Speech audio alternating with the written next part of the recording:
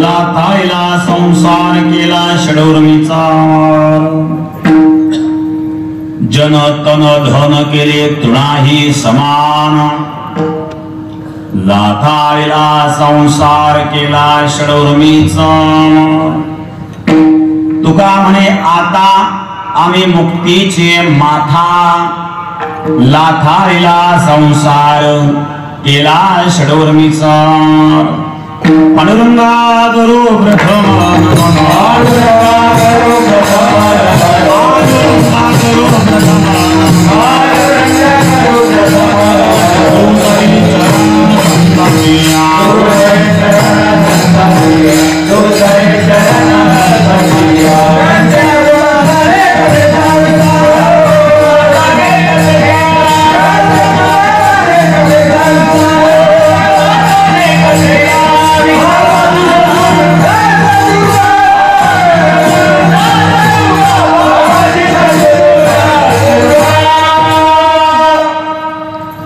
समचरण सर्वजन सांगलांबुदाभं जगन्निध पाणि मंडनं मंडनं तरुण तुलसी माला कंदरं कंजनेत्रं सदैव धवलहासं विठ्ठलं चिन्तयामि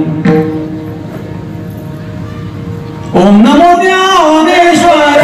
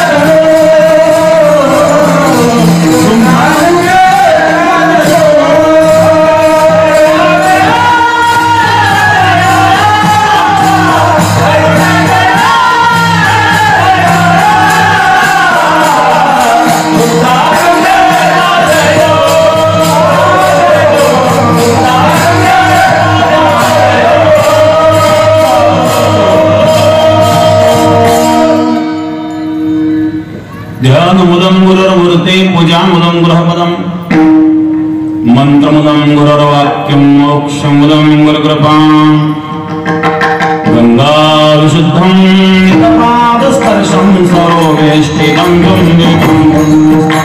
सरारे स्थितं तं समाधिस्थमूर्तिं नमामि गंगाधरगिरिं शुचिः शीलः समोदक्षः सप्रतापी जितेन्द्रियं तं नारायणगिरिं वन्दे सच्चिदानन्दविग्रहम्।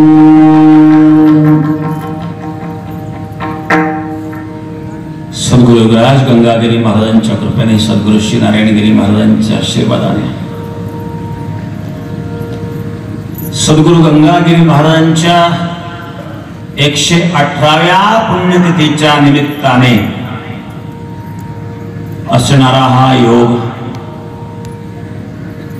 छोट्या स्वरूपामध्ये 7 दिवस ज्ञानेश्वरी पारायण गाथा भजन हरिपाठ काकळा कीर्तन आदी कार्यक्रम संपन्न झाले। छोट्या स्वरूपामध्ये पुण्यतिथीचा हा कार्यक्रमही फार छोट्या स्वरूपामध्ये आपण करीत आहोत। बरेच लोक दिवसभरात येऊन दर्शन घेऊन निघून गेलेत, कारण अजूनही कोरोनाचं वातावरण संपलेलं नाहीये। त्यामुळे सावधानी बाळगणं हे आपलं प्रत्येकाचं कर्तव्य आहे। आज सद्गुरु योगराज गंगागिरी महाराजांची असणारी 118वी पुण्यतिथी आहे। त्या निमित्ताने हा योग आहे। गंगागिरी महाराजांचं कार्य वारकरी संप्रदायामध्ये फार मोठं आहे। हरिभजन हे ढवळले जग चुकविला लाल कळीकाळाचा, हे संपूर्ण विश्व ज्यांनी हरिभजनाने ढवळून काढलेलं आहे आणि संपूर्ण विश्वच हे आपलं घर आहे। हे विश्वचे माझे घर ऐसी मती दयाचे स्थिर किंबहुना चराच आपण झाला। संतांची दृष्टी विश्व व्यापक असते। सद्गुरु योगराज गंगाधरी महाराज प्रत्येक जीव मात्रावर प्रेम करणारे संत होते। वारकरी संप्रदायामध्ये फार मोठं कार्य गंगाधरी महाराजांचं आहे। जोग महाराजांसारख्या महापुरुषांना ज्यांनी परमार्थाला लावलं, तुकाराम बाबा खेडलेकरांसारख्या महात्म्यांना सुद्धा ज्यांनी परमार्थाला लावलं, किती उदाहरणं सांगतात। साईबाबांसारख्या महापुरुषांचा परिचय समाजाला करून दिला, कारण भक्ताचा महिमा भक्तची जाणती दुर्लभया गती। तुका म्हणे अंगी व्हावे ते आपण तरीच महिमान येद कळो। भक्त कळण्याकरता भक्त व्हावं लागतं, त्या भूमिकेत जावं लागतं, अन्यथा कळत नाही। साधू कळणं फार अवघड आहे, कारण साधू दिसताना वेड्यासारखा दिसत असेल, चातुर्य लपवी महत्व हारवी दिसेपणा मिरवी जगा माझी। चातुर्य दाखवण्याचा प्रयत्न संत कधी करीत नाही, स्वतःचं महत्व वाढावं त्याकरता ते कधी प्रयत्न करीत नाही। दिसेपणा मिरवी जगा माझी, जगामध्ये वेड्यासारखं राहतात। साईबाबा सुद्धा तसेच राहत होते ना, शिर्डी तर नाही ओळखू शकले, परंतु साईबाबांना पाहिल्याबरोबर गंगागिरी महाराज आश्चर्यचकित झाले की ही मूर्ती ते आली कुठून। हे भाग्य मोठं आहे शिर्डीकरांचं। शिर्डीचं भाग्य हे गंगागिरी महाराजांना तेव्हाच कळालं होतं। साईबाबा सारख्या महापुरुषांची ओळख करून देणारे सद्गुरु योगराज गंगागिरी महाराज आहेत। सद्गुरु गंगागिरी महाराजांनी आपल्याला अध्यात्म दिलं, परमार्थ दिला। परमार्थिक व्यक्तीला परमार्थ दिला हे महत्वाचं नाहीये, परमार्थ न करणाऱ्यांना परमार्थात आणलं, तमाशा करणाऱ्यांना परमार्थात आणलं, तमाशे बंद केले। तमाशा जीवनाचाही तमाशाच होतो ना। तमाशा शब्दाचा अर्थ माहिती का? तम अधिक आशा, तम म्हणजे नरक, नरकाची आशा ज्याला आहे त्याने तमाशा पाहावा। गंगागिरी महाराजांनी तमाशे बंद करून लोकांना भजनाला लावलं। अशा प्रकारचं कार्य सद्गुरु योगराज गंगागिरी महाराजांनी केलं। वैराग्य ज्यांच्याजवळ होतं, विवेकासहित वैराग्याचे बळ, धगधगीत ज्वाळा अग्नी जैस्या, अग्नीच्या ज्वाळांप्रमाणे धगधगीत ज्यांचं वैराग्य होतं। वैराग्य एवढं सोपं नाही, बोल बोलता वाटे सोपे, करणी करता टीर खाते, नोहे वैराग्य सोपा रे, नोहे वैराग्य सोपा रे,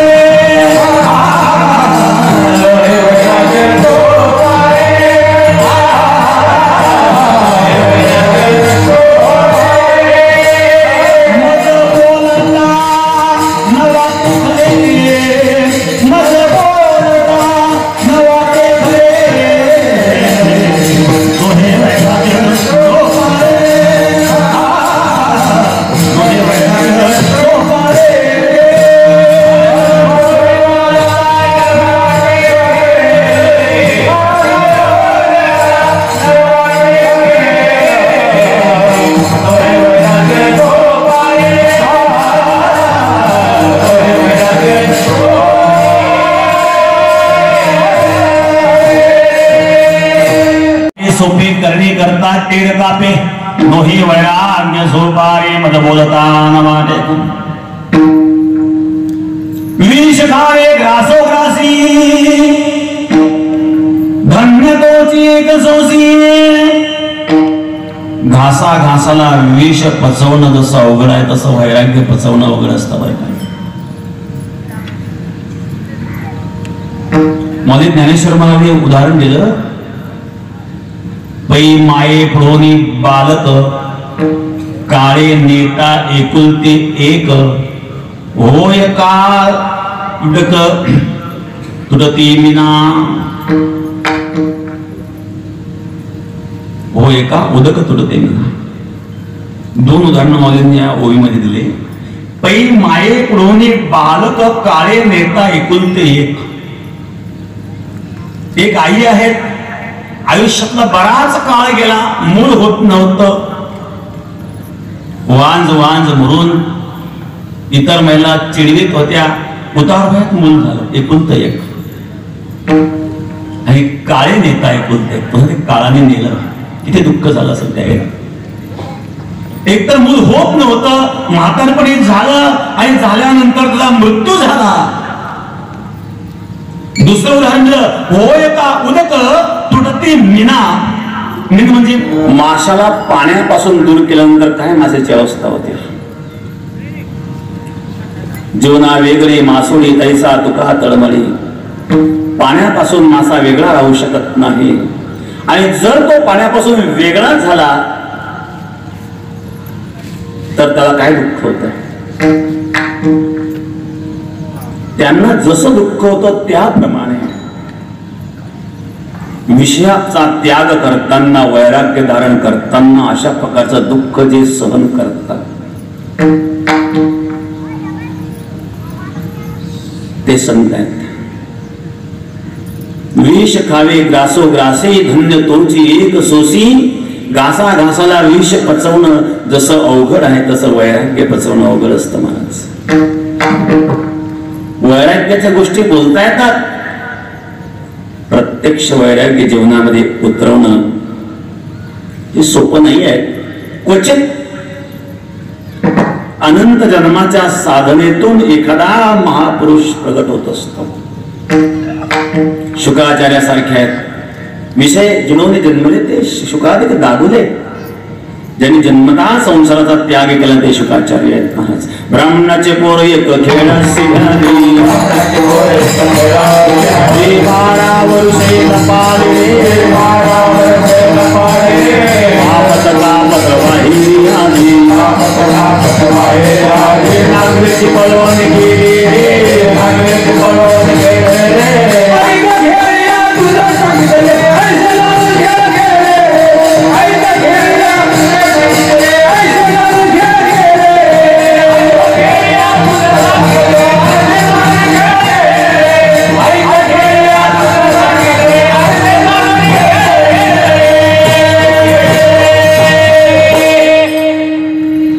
बैसोनिया खोडी सोकरा हे गर्भी आंधळा शिनवैर धारी दुःख आठवी वेळा.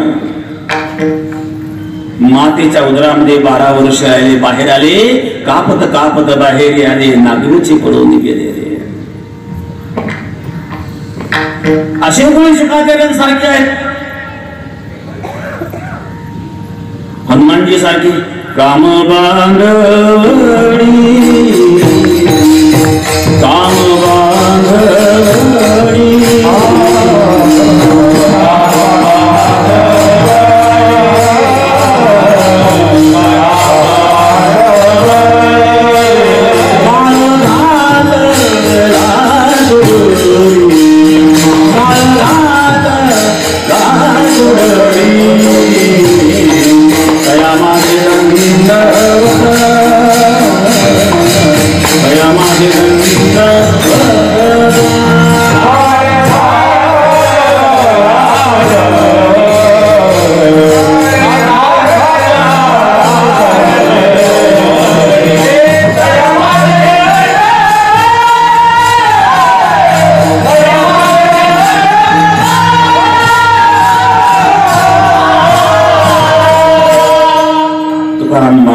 दंडवत घालतात हनुमानजीला. काम बांधवळी काळ घातला तोडली.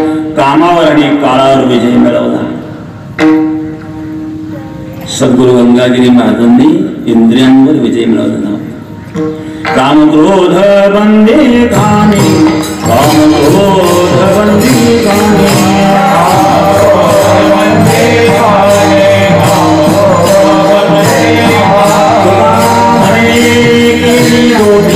तुका हरे तेरे दोही,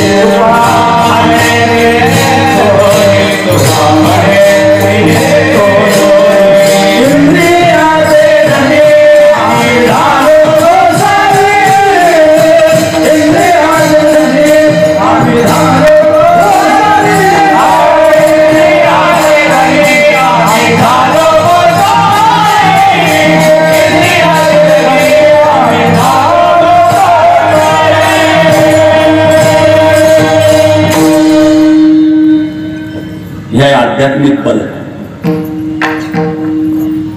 ही शक्ती अध्यात्माचे बल म्हणजे शक्ती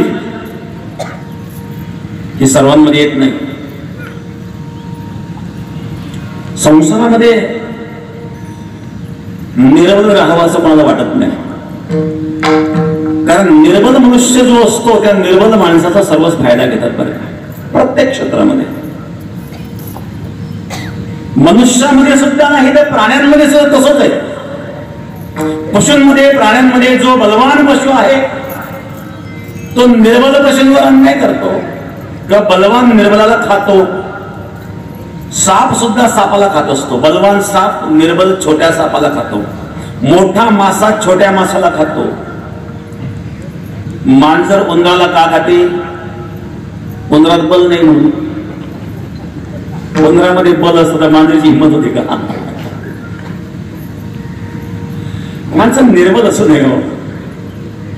आपण जर या संसाराचा विचार केला तर सृष्टी उत्पन्न झाल्यापासून जेवढे जीवमात्र निर्माण झालेले असतील, इतिहास बघा, जेवढे राजे महाराजे होऊन गेलेले असतील, जो बलवान राजा आहे तोच सार्वभौमत्व प्राप्त करू शकत होता. राजसी यज्ञ कोण करू शकत होता? राजसी यज्ञ करण्याकरता अश्व सोडल्या जात असे. वेगवेगळ्या देशातून वेगवेगळ्या राज्यांतून तो अश्व फिरत असायचा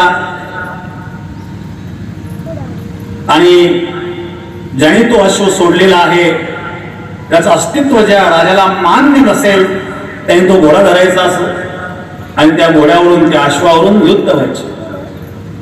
युद्धामध्ये विजयी व्हायचं. विश्वामध्ये सर्व राज्यांना जिंकून सार्वभौमत्व प्राप्त करायचं. मगच यज्ञ करता येत होता. अश्वमेध यज्ञ बल असल्याशिवाय शक्य नाही. राजा व्हायचं असलं तरी बल. ज्ञानाच्या बाबतीमध्ये सुद्धा, नोकरीमध्ये सुद्धा तेच आहे. एखादा मोठा ऑफिसर असेल, खालच्या ऑफिसरला त्याचं ऐकावं लागतं. त्या मोठ्याला अक्कल नसली तरी सुद्धा कधी कधी असं घडतं. कुठलं तरी बल आहे, डिग्रीचं कळणं बोलते सगळं. अनेक प्रकारचे बल असतात. एक आहे शारीरिक बल, एक मानसिक बल, एक बौद्धिक बल, एक वैचारिक बल, एक राजकीय बल, एक आर्थिक बल, एक सामाजिक बल, धार्मिक बल. किती बल, अनेक बल सांगता येतील. शारीरिक बल ज्याच्यामध्ये आहेत ना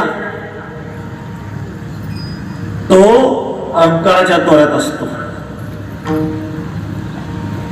तारुण्याच्या मध्ये नमाने कोणासी,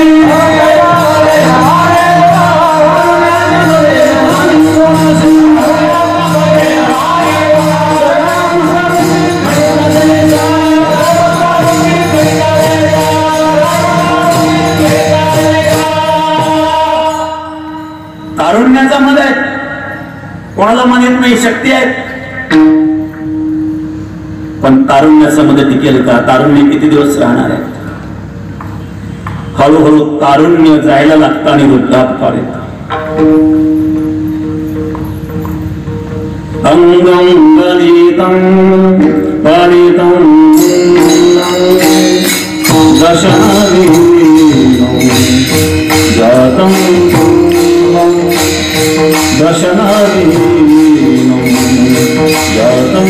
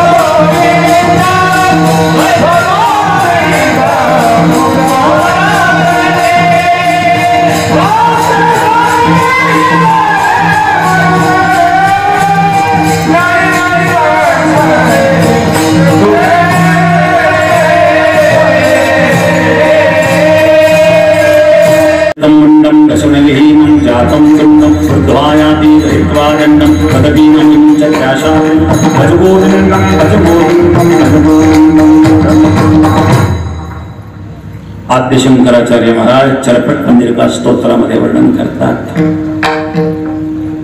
अंगम गलितम, अशक्तपणा यायला लागला, थरकाप व्हायला लागला, वृद्धापकाळाचे लक्षण दिसायला लागले, केस पांढरे व्हायला लागले, पण तदपि न मुंचत्याशा पिंडम त्याला आशा सुटत नाही. महाराज वृद्धापकाळ येतो,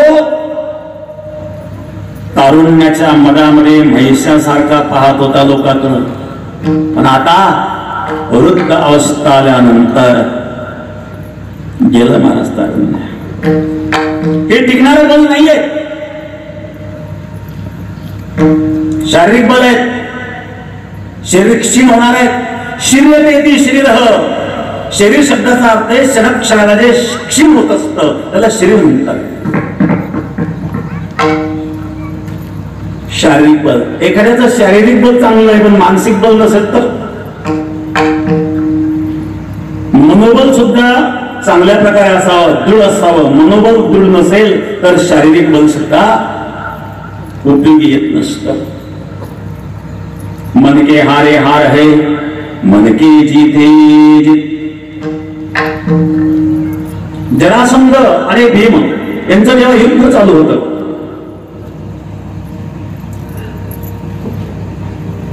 भगवान कृष्ण परमात्मा भीम अर्जुनाला घेऊन जरासंधाकडे गेले,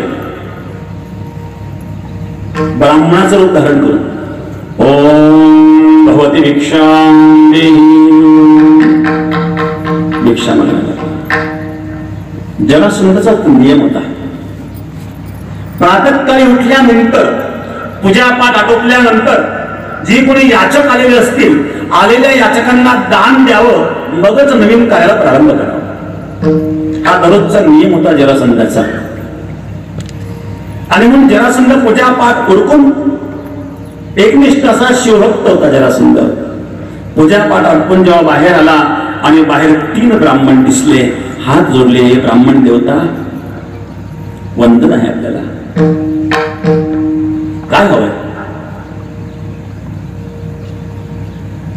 त्यावेळेला भगवान कृष्णाने सांगितलं भिक्षा पाहिजे. कशाची भिक्षा पाहिजे?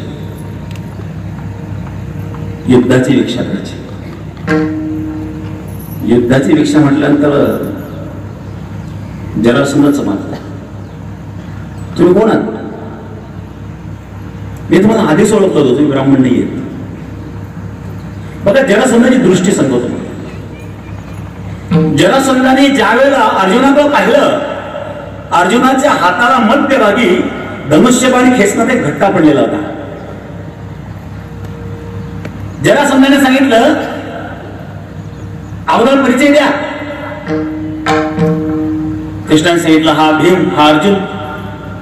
तू कृष्ण असणार? हो कृष्ण. भीमाचे बाहू नसा पाहिल्यानंतर माझ्या लक्षात आलं होतं की हा गदाधारी असला पाहिजे. अर्जुनाच्या मध्यावर घट्टा पाहिल्यानंतर वाटलं होतं मला की हा धनुर्धारी असला पाहिजे, आणि तुझ्या बोटाचा घट्टा पाहिल्यानंतर लक्षात आला चक्रधारी असला पाहिजे. मी आधीच ओळखलं होतं. तुम्ही वेश जरी बदलून आलात तरी कोणाशी युद्ध करणार? कृष्ण म्हणले, माझ्याशी. तू काय तुला माहितीच आहेस, रणांगणामध्ये शत्रूला पाठ टाकून पडतो. अर्जुनाशी करा. अर्जुन बालक आहे. धनुष्यबाण सोडतो तर पुलच तयार करतो, धनुष्यबाण सोडतो तर पाऊसच पडतो. हे बालकाचे चाळे घडले. मग भीम हा तुमच्या दोघांपेक्षा बरा आहे. माझ्या तुलनेत टिकणार नाही, तुमच्या दोघांपेक्षा बरा आहे. जरासंध आणि भीम दोघांचं 28 दिवस युद्ध चाललं महाराज. सकाळपासून संध्याकाळपर्यंत युद्ध. सायंकाळी सूर्यास्त झाला म्हणजे युद्ध समाप्त, आणि रात्रीचं भोजन जरासंधाला. पाहुणे येत ना, युद्धाची भिक्षा मागितलेली आहे. रात्री जरासंधाचं खायचं आणि दिवसा जरासंधावर करा. बघा भगवान कृष्णाची लीला. ही नीती कोणाला जमायची नाही. खेळ तो येण्याची खेळावा. तर अशा प्रकारे 27 दिवस गेले. भीम तर घाबरला. भीम लागला रडायला, कृष्णा मी जिंकू शकत नाही. हा जरासंध जिंकणं एवढं सोपं नाही आहे. तेव्हा भगवान कृष्णाने सांगितलं, भीम मनाने जो हारला तो हारला. मन के हारे हार है, मन के जीते जीत. उद्या माझ्याकडे लक्ष ठेव. भगवंताने भीमाला पुन्हा एक दर्भाची काडी घेतली, 2 भाग केले, दोन्ही विरुद्ध दिशेला फेकले. भीमाने जरासंधाला पकडलं, एक पाय हातात धरला आणि 2 भाग केले, विरुद्ध दिशेला फेकले. जरासंध भरून काढला. भीमासारखा बलवान सुद्धा प्रसंगी मानसिक बलाने खचला पाहिजे. मानसिक बल सुद्धा एक बल आहे. जो मनुष्य निर्बल आहे तो निर्बल मनुष्याचा घात होत असतो. माणसाने निर्बल असू नये, बलवान असावं, बल असावं. मानसिक बलापेक्षा एक बौद्धिक बल आहे, ज्याच्यामध्ये निर्णायक क्षमता आहे. निर्णायक क्षमता प्रत्येकामध्ये नसते. राजा आहे, राजा निर्णय घेतो,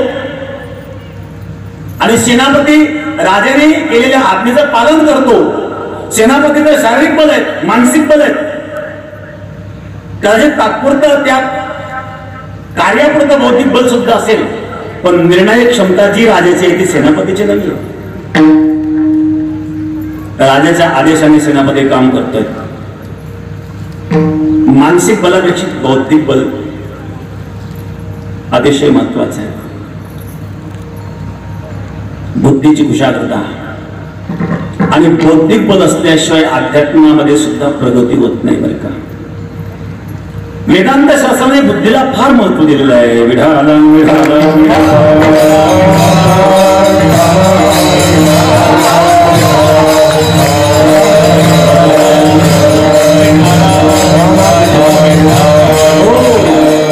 कारण बुद्धी ही निश्चयात्मक असते. बुद्धिबल असल्याशिवाय निर्णय घेण्याची क्षमता त्याच्यामध्ये येत नाही. म्हणून एक बौद्धिक बल आहे. एखाद्याकडे बौद्धिक बल आहे, बुद्धिवान आहे, अनेक गोष्टी करू शकतो, अनेक निर्णय घेऊ शकतो, परंतु त्याच्यामध्ये जर नीतिमत्ता नसेल तर बुद्धिवान मनुष्य बुद्धीचा दुरुपयोग करतो.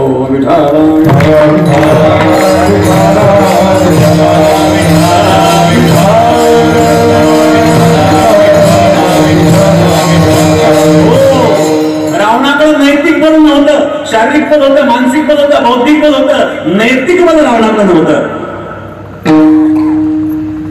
रावण सफल झाला नाही. वानरा हाती लंका देवनिधी म्हणे तुका. भगवंताने जंगलामध्ये झाडपाला खाणाऱ्या वानरांकडून रावणाचा वध करून घेतला. सगळं काही बल होतं, परंतु नैतिक बल रावणाकडे नव्हतं, नैतिक बल कंसाकडे नव्हतं. नैतिक बल जर नसेल तर बुद्धिबळाचा उपयोग नाही. तुमच्याकडे नैतिक बल आहे, सगळं आहे, बुद्धिबळ आहे, पण हातात सत्ता नसली तर, हातात सत्ता नसली तर तो राजा कितीही बुद्धिमान असेल तरी त्या बुद्धिमानाचा उपयोग त्याच्या पद्धतीने करून घेऊ शकतो. आणि म्हणून राजकीय बल सुद्धा महत्वाचं असतं.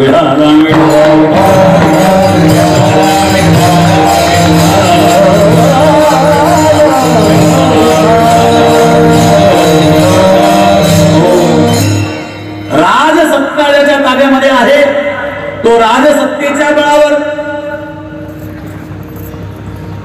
नाही ते करू शकतो, अन्याय करू शकतो. अन्याय करतो तर मरतोय. एक दिवस पद नाही होत. पण एक आहे राजकीय बल.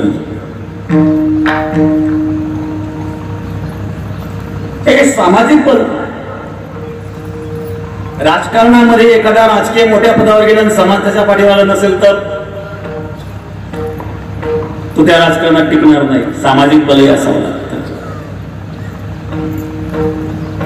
हे काय धार्मिक बल.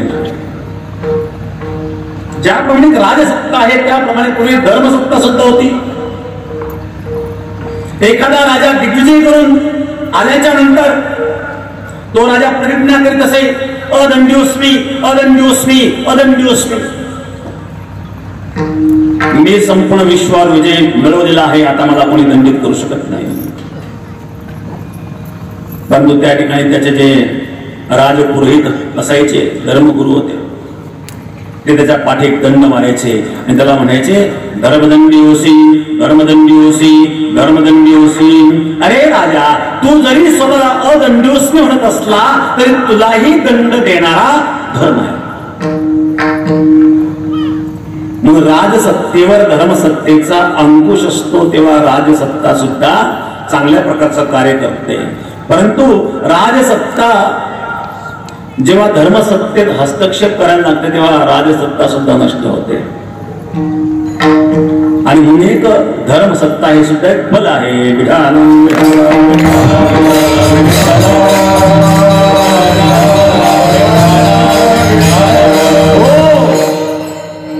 आता हे कितीही बलवान असतील, धर्मराजासारखे धर्मवान होते, बलवान होते, राजसत्ता हातामध्ये होते, तरी पण काय असतं,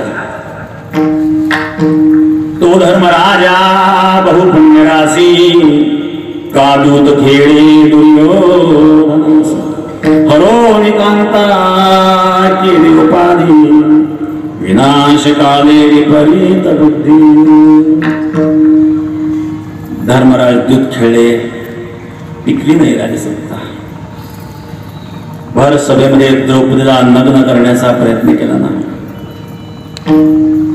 द्रौपदी दोन्ही डोळ्यातून अश्रू वाहत होते, भगवंताचा दावा करीत होते.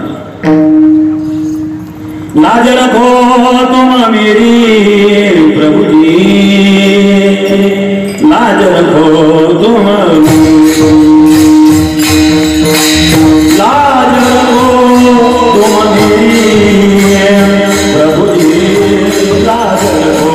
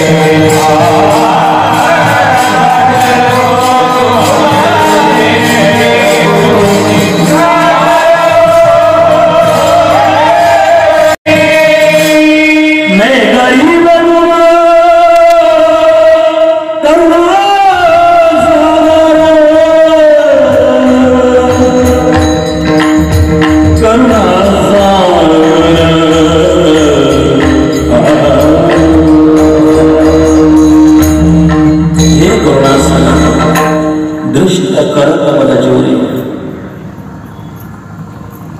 धर्मराजासारखे राजे ज्या राजेपणाला उणीव देत ते पद काय उपयोगाचं होतं. म्हणून आमचे राजे ज्ञानियाचा राजा गुरु